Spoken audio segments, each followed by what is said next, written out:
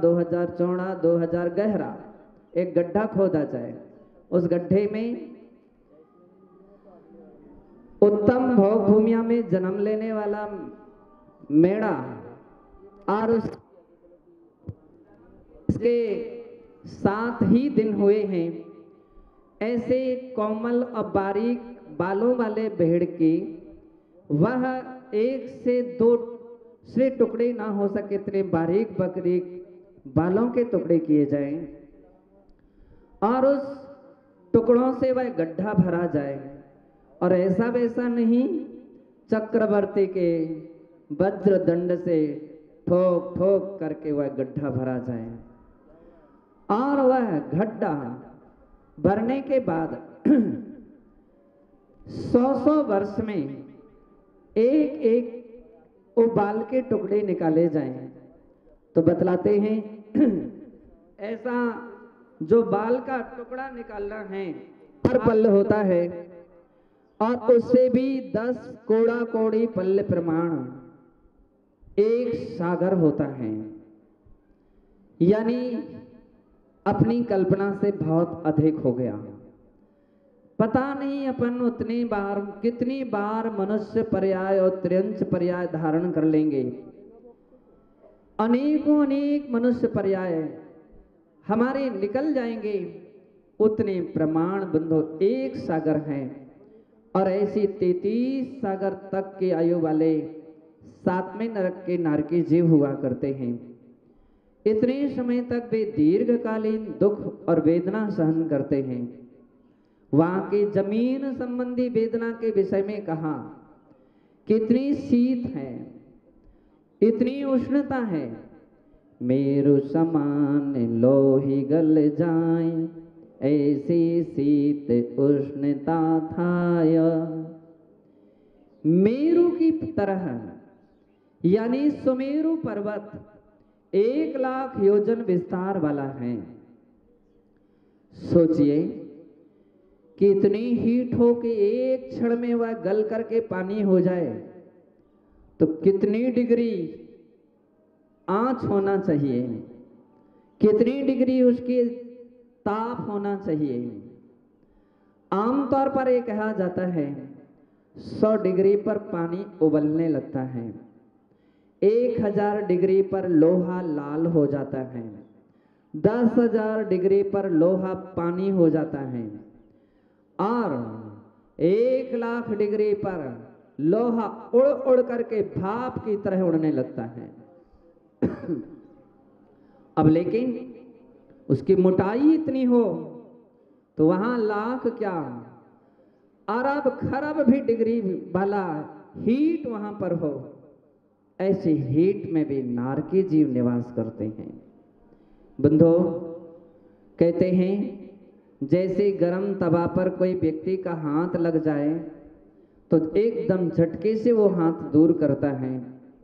नारकी जीव जब पहली बार जन्म लेते हैं और वहां पर उनका पैर गिरता है तो पड़ते ही वे उछलते हैं और कई बार गेंद की तरह वे उछलते कूदते रहते हैं।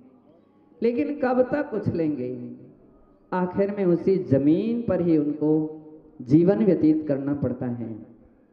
तो लोहे परिणति के अंदर में एक उदाहरण आया है, केवल पहले नरक का वह एक परमाणु प्रमाण यदि कोई अंश यानी एक अणु यहां पर मध्य लोक में और मनुष्य लोक में ला करके रख दिया जाए तो वह 50 कोष तक के जीवों को खत्म कर देगा।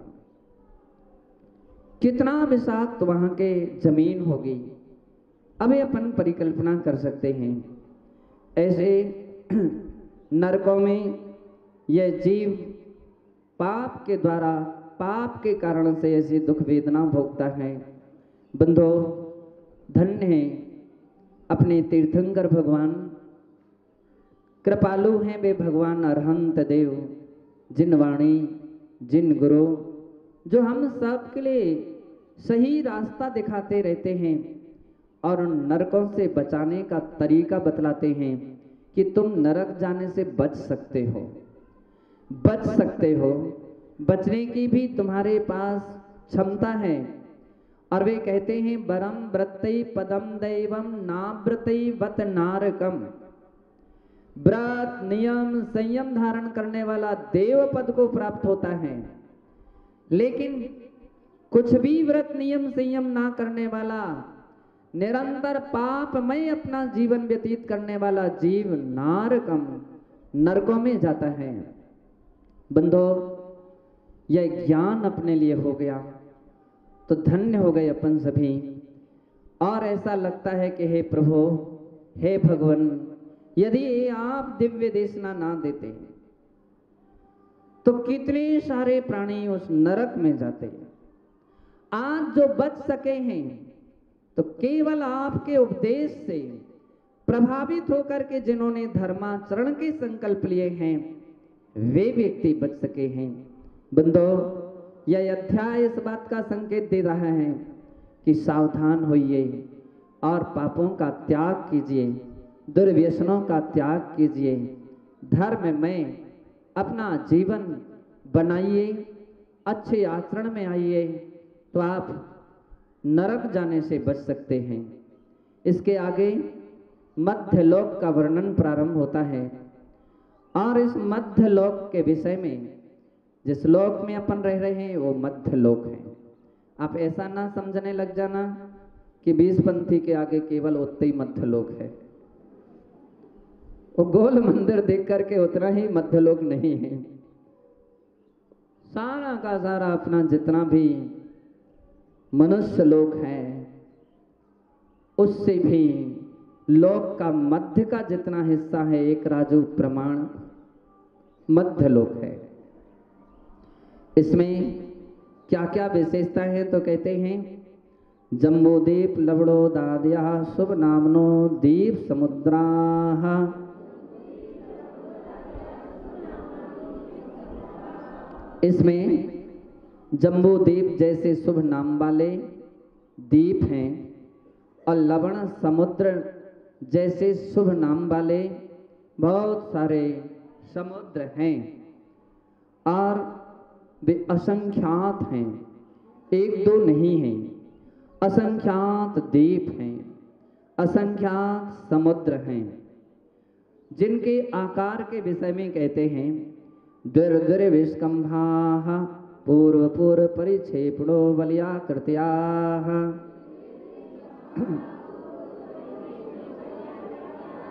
पहली बात यह है बलयाकृत्याः, बलय का अर्थ होता है चूड़ी, कड़ा, जैसे गोल होता है। चूड़ी वाले बड़ी चूड़ी रखते, फिर उसके नीचे छोटी, फिर छोटी, फिर छोटी, फिर छोटी, फिर छोटी छोटी, अथवा सबसे पे नीचे सबसे छोटी, फिर धीरे धीरे बड़ी रखते जाते हैं। इसी प्रकार से एक द्वीप, एक समुद्र, एक समुद्र, एक द्वीप, एक दूसरे को घेरे घेरे असंख्यात द्वीप समुद्र हैं और वे दोने दोने विस्तार वाले हैं। जम्बूद्वीप सबसे मध्य का द्वीप है और इसका विस्तार 1,00,000 योजन है। तो लवण समुद्र का विस्तार कितना हो गया? 2 लाख हो गया। धातकी खंड का 4 लाख हो गया। कालोदधी समुद्र का 8 लाख हो गया। ऐसे करते करते आप चले जाइए, लास्ट तक सभी दूसरे से दूने दूने विस्तार वाले हैं। तन्मध्ये मेरुनाभिर वृत्तो योजन शतसहस्र विस्कंभो जम्बूद्वीपाः।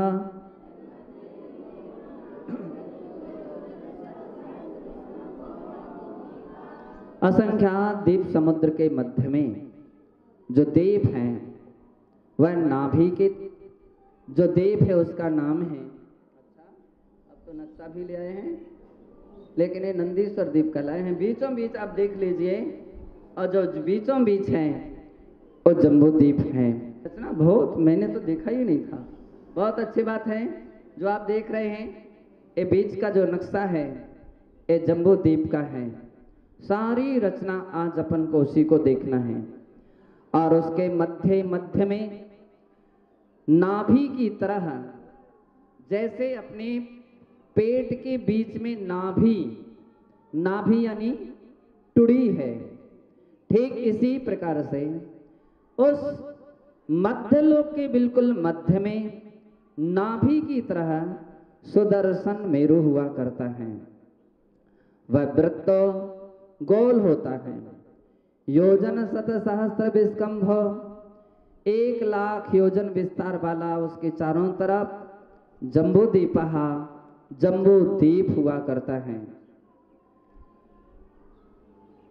भरत हेमवत हरिविदेह रम्यक हैरन्वतैरावत वर्षा क्षेत्राणी। ऐसा जम्बूद्वीप के मध्य में आप नीचे से अब देखेंगे, सबसे नीचे क्षेत्र का नाम है भरत क्षेत्र, उसके ऊपर हिरण्यवत क्षेत्र है, इसके ऊपर हरि क्षेत्र है, और मध्य में जो आप ज्यादा हरे कलर का देख रहे हैं ये विदेह क्षेत्र है, और उसके ऊपर रम्य, फिर उसके ऊपर हिरण्यवत, और सबसे अंत में जो आप देख रहे हैं तिलक जैसा दिख रहा है, रामचंद्र जी का तिलक लगा हो, तो उस तिलक की तरह जो है वह ऐरावत क्षेत्र है। इस प्रकार से 6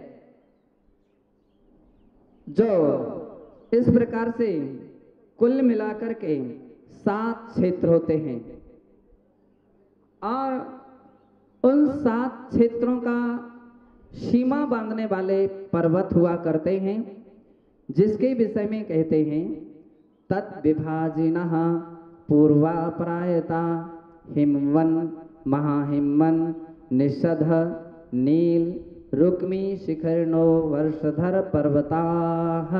जैसे अपने यहाँ प्राय करके बहुत सारे देश, प्रांत, जिला आदि की सीमा नदी और तालाबों से की जाती हैं, ठीक इसी प्रकार से प्राचीन परंपरा हमारे यहाँ पर्वतों की थी। अब पर्वतों से सीमाएं बांधी जाती थी। सबसे नीचे अपन देख रहे हैं वह हिमवन पर्वत है, महाहिमवन पर्वत है, ये निषद पर्वत है, इसके उपरांत नील, रुक्मी और शिखरिन। इस प्रकार से उन 7 क्षेत्र को सीमांकित करने वाले 6 महापर्वत हुआ करते हैं। हेमार्जुन तपनीय वैडूर्यत हेमयाः। पर्वतों का रंग, सबसे पहले हिम्मत पर्वत है, उसका रंग हेम यानी सोने की तरह है। आप देख रहे हैं कलाकार ने पीला कलर दिया है, यानी सोने की तरह है। दूसरा अर्जुन यानी चांदी, ये सफेद कलर दिख रहा है, ये चांदी की तरह वर्ण वाला है। तीसरा है तपनीय, अर्थात तपाए हुए सोने की तरह आकृति वाला है। और इसके उपरांत फिर आ जाते हैं तो उसके उपरांत नील, नील पर्वत वैडूर्य मणि की तरह है, ये नील पर्वत है। और इसके उपरांत फिर रजत यानी चांदी की तरह वर्ण वाला पर्वत है। और अंत में स्वर्ण वर्ण की तरह पर्वत हुआ करता है। ते पर्वतों का वर्ण है, कलर है, ऐसा जानना चाहिए। मणि विचित्र पार्श्वा उपरि मूले च तुल्य विस्ताराः। पर्वतों की विशेषता है कि वो पर्वत ऐसे हैं जैसे अपने यहाँ के नहीं हैं, अथवा जैसे अपने यहाँ के पर्वत हैं वैसे ये पर्वत नहीं हैं, क्योंकि अपने यहाँ के पर्वत कृत्रिम हैं, नष्ट होते हैं, फिर बन जाते हैं, इसलिए उनका आकार इस प्रकार से रहता है, तिरछा किस्म का आकार रहता है। नीचे चौड़ा अधिक होता है और ऊपर उसकी चौड़ाई कम होती है। लेकिन इन पर्वतों की ऊपरी मूले से तुल्य विस्तार, ऊपर और नीचे समान विस्तार वाले हैं। ठीक जिस प्रकार से दीवाल होते हैं, लोग कहते हैं क्या ये संभव हो सकता है कि एक जैसा विस्तार हो? हाँ, हो सकता है। और दीवाल अपने यहाँ का सबसे बड़ा उदाहरण है। दीवाल जितने भी होते हैं वह कैसे होते हैं?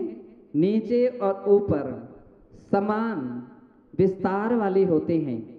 ठीक इसी प्रकार से ये महापर्वत हुआ करते हैं। दूसरी बात यह है, पर्वतों के दोनों बाजू मणि विचित्र पार्श्वा, विभिन्न प्रकार की मणियों से, चित्र विचित्र यानी रंग बिरंगी मणियों से भरे हुए हैं। अर्थात वे रत्नों से युक्त पर्वत हुआ करते हैं। उन पर्वतों के ऊपर एक एक तालाब हुआ करता है। 6 पर्वतों के ऊपर 6 तालाब हैं।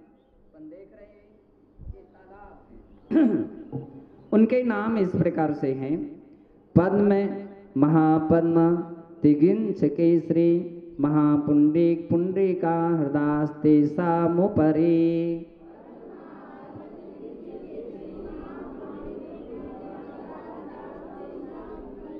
पर्वतों के ऊपर जो तालाब है, पहला पद्म है, दूसरा महापद्म है, तीसरा तिगंत है, और फिर क्रम से और पर्वत हैं। उन पर्वतों के विषय में जानना चाहिए।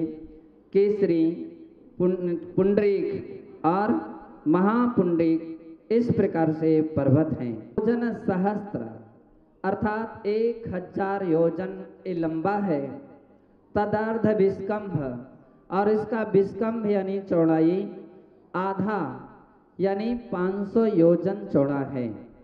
सीधा अर्थ हो गया 1000 योजन लंबा और 500 योजन चौड़ा है। 10 योजनावगाह, और ये 10 योजन इसकी गहराई है। तन्मध्ये योजनम पुष्करम, और इस तालाब के मध्य में 1 योजन विस्तार वाला